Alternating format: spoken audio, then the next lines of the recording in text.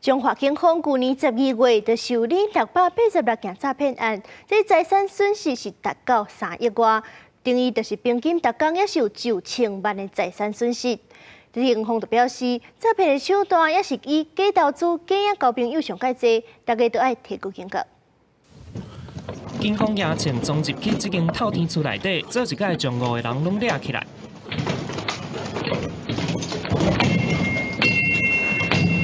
日前接获民众报案，在网络上遭不明人士以假投资方式诓骗，再以面交方式诈骗新台币300万元。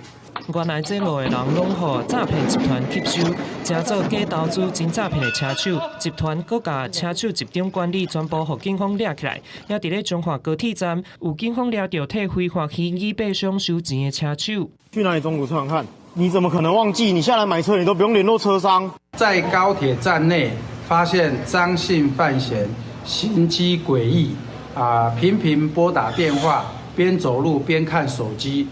另外，中华警方也查到爱情诈骗，被害者阁准备到超商买点数，好加再予警方查落来。他是叫你汇钱，你看到吗？他是谁？网友是不是假装跟你在一起？中华警方车牌特别整理发布最近2个月的主动诈骗案件，根据统计，去年独12月就受理686件诈骗案，财产损失的金额有3亿1000多万，甲11月比起来有下降的趋势。敢若伫咧去年，就查到250个诈欺集团，抓到1539名诈欺犯。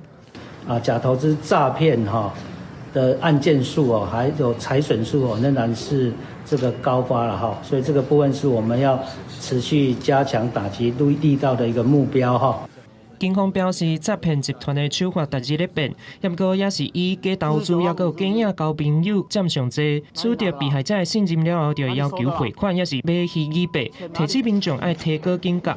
公司新闻综合报道。